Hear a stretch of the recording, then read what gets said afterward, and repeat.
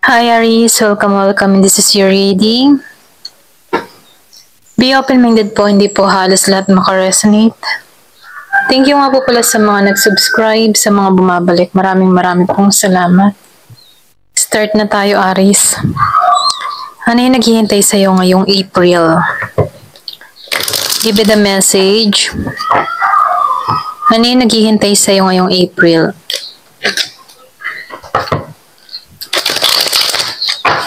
Give me the message. Ano yung naghihintay sa'yo ngayong April?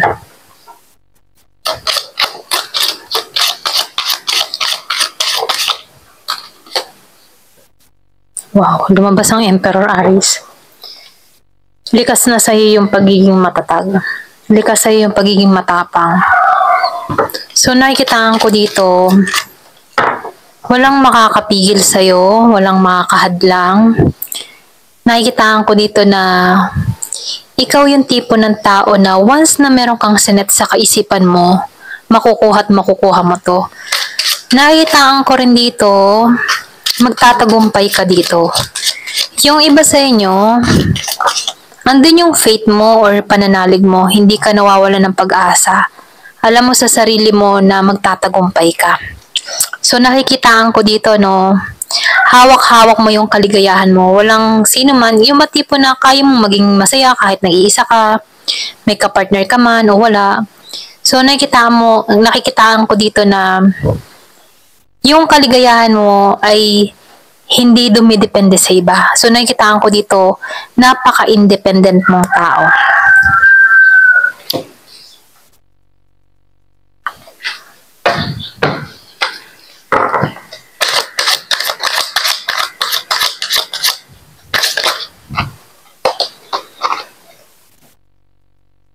So nakikitaan ko rin dito, yung iba sa inyo meron ditong parating na offer, parating na biyaya, may blessing na parating sa'yo. Nakikitaan ko rin dito, magiging maayos ang lahat ngayong April, magiging balance ang iyong pamumuhay, magiging ka ditong masaya. Nakikitaan ko dito, meron ka ditong mapagtatagumpayan ngayong April. So nakikitaan ko rin dito, yung iba sa inyo, may paggising na ginawa sa'yo or pwede rin sabihin merong tinanggal sa'yong tao, trabaho, or pwede rin sa isang sitwasyon na hindi nakakabuti para sa'yo. So nakikitaan ko rin dito na merong tinanggal sa'yo na tao. Yung iba sa inyo, nakikitaan ko dito, meron kang tinanggalan na tao or merong inalis sa'yo sa buhay mo na kung saan hindi nakakatulong sa paglago mo. So nakikitaan ko dito, meron ka mga pagsubok na kinaharap, pero meron tong kaakibat na blessing, okay? Kumbaga nakikitaan ko dito yung blessing in disguise. So naranasan mo yung mga pagsubok nito mga nagdaang araw, buwan, pero yung naghihintay sa'yo ngayong April, meron ako nakikita ditong paglago na mangyayari sa'yo, okay? So, meron ditong naghihintay na kaligayahan, kasiyahan.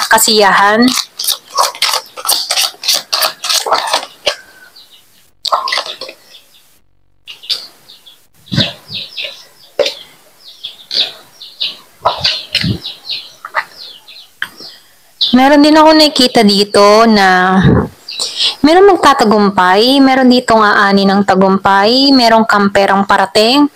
Yung iba sa inyo merong malaking perang parating sa iyo ngayong April.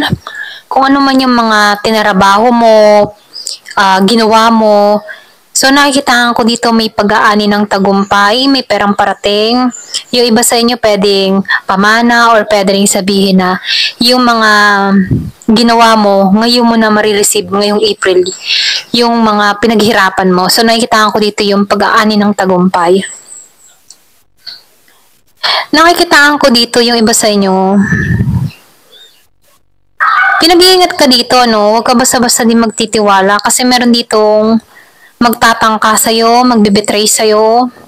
So, sinasabihan ka dito na once na meron kang mga desisyon, meron kang mga gagawin, or meron kang mga plano, sarilinin mo na lang. Ito lang nakikita ko kasi meron ditong magbibetray sa'yo. Meron ako nakikita ditong mandaraya, manluloko. Kaya sinasabihan ka dito, huwag ka basta-basta makikinig sa ibang tao. Sundin mo yung intuition mo, sundin mo yung kutob mo. Lalo-lalo na sa mga pagpapasya na gagawin mo. So, nakikitaan ko rin dito, yung iba sa inyo meron ditong bagong tao na parating sa'yo. So, nakikitaan ko dito na yung iba sa inyo magiging masaya yung love life. Meron ditong parating. Or pwede rin sabihin yung iba sa inyo nasa LDR situation. Meron ako nakikita ditong pagkikita, divine timing. Ito lang nakikita ko. Nakikitaan ko dito na may pag-apaw ng pagmamahal, pag-aaruga. So, nakikitaan ko dito yung unconditional love. So, meron ditong tao na mag-aalay sa'yo ng ganon. Yung iba naman sa inyo, nakikitaan ko dito, yung ba tipo na pag-apaw ng pagmamahal mo sa sarili mo.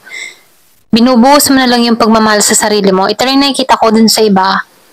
Kumbaga, may ibabalik mong muli yung sarili mo, yung confident mo, yung mga ninakaw sa yung sandali, may babalik mo muli at may babalik sa normal ang lahat. Ito lang nakikita ko dito. Kung meron ka mga naranasang kabiguan, betrayal, nakikitaan ko dito na may babalik mo muli yung sarili mo at malalampasan mo itong mga pagsubok na to.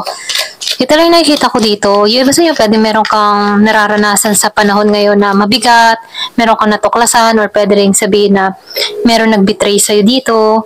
So, lumabas ng the devil, ano? So, nakikitaan ko dito, yung iba sa inyo meron ditong mapanlin lang na tao sa buhay mo. Yung iba, hindi halos lahat. Meron ditong nagloko or pwede rin sabihin dinaya, merong bisyo. Or kung ikaw man ay may bisyo dito, sinasabihan ka dito na tanggalan mo muna yung mga bisyo-bisyo dito. So, sinasabihan ka dito, tanggalan mo muna dito yung mga bisyo-bisyo, yung hindi makakatulong sa'yo kung mahilig kang magpuyat or kung meron kang mga habit na hindi nakakatulong sa paglago mo. Ito na yung time para tanggalan to. Ito na yung mensahe dito, no? Yung iba sa inyo, ito yung nakakapigil sa'yo sa paglago, okay? So, konti lang advice. Ayan. Ito yung mensahe dito. Give me the message. Ano pa yung mensahe? Yung iba sa inyo, nakikitaan ko dito, merong bagong simula na parating sa'yo. So, meron ditong tao na against sa'yo. Yung sinabi ko kanina, mag-ingat ka sa pagkakatiwalaan mo. So, lumalabas dito na meron ditong tao na gustong mag-betray sa'yo. So, be aware na lang. Beware. Ayan. Beware na lang. So, sinasabihan ka dito, huwag ka basta-basta magtitiwala.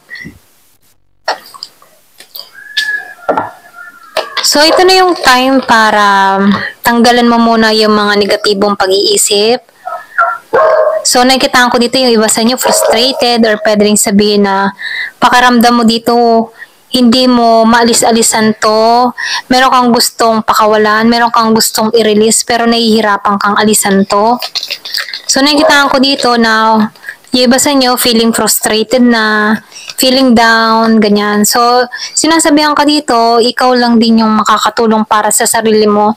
Kaya mainam panatilihing positibo.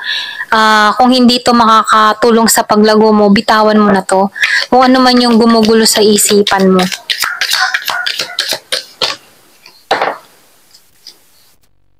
So, lumabas ang pera. Yung iba sa inyo talagang mananagana ka ngayong April. Wow. So, nakikitaan ko dito. Kaya ka dito, maraming tao or may tao dito na gustong sumabotay sa'yo, nagagalit sa'yo. Kasi, bless ka dito. Ito lang nakikita ko. Nagiging kang masaya sa mga nakakamit mo, sa mga nare-receive mong biyaya dito. So, nakikitaan ko dito na bagamat ikaw yung nagtatagumpay dito, nakikitaan ko dito may mga tao na gustong hilain ka pababa para hindi ka tuluyang lumago. So, mainam, sinasabihan ka dito, once na meron kang mga plano, isekreto mo na lang muna, okay? So, meron ditong cobweb. So, nakikitaan ko dito na kahit may mga tao dito na nagbibigay sa'yo ng mga negative energy, nakikitaan ko dito na protektado ka sa mga negatibo na to na gustong kumontrol sa'yo. So, sinasabihan ko dito, panatilihing magdasal, ano? Ito yung pinaka-sandata natin, yung prayers, okay? Panalangin.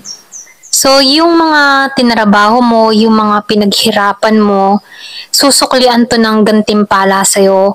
Yung mga ginawa mo ng mga nakaraang buwan, or pwede rin sabihin taon, nakaraang linggo, kung ano man yung pinagsusumikapan mo, nakikitaan ko dito na meron tong magandang bunga, okay? So, ito lang yung mensahe, no?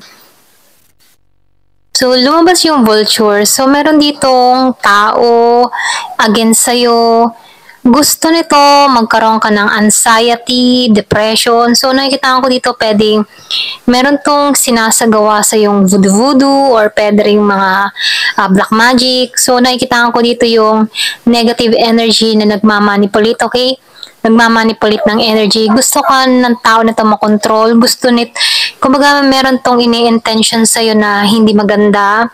So, ganun pa man ano, hindi maiwasan yun, okay? Kasi may mga tao na hindi natutuwa kapag nananagana ang isang tao.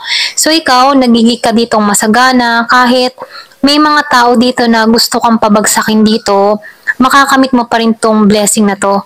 Money will be coming to you. Talagang parating to. Okay? Hindi nito mapipigil kasi kapalaran mo dito na magtagumpay.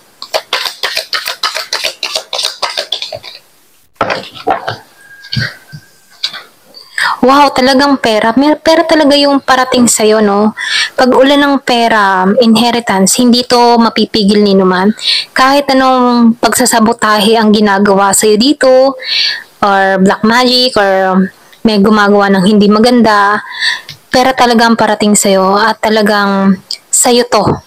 Kumbaga, ipinagkakalob to sa'yo. Okay? Kung ano man yung mga kabutihang ginawa mo, sinusuklian ka dito ni universe, okay? Lalo ka nitong ginagantimpalaan dahil sa mga kabutihang ginawa mo. Ito lang yung nakikita ko.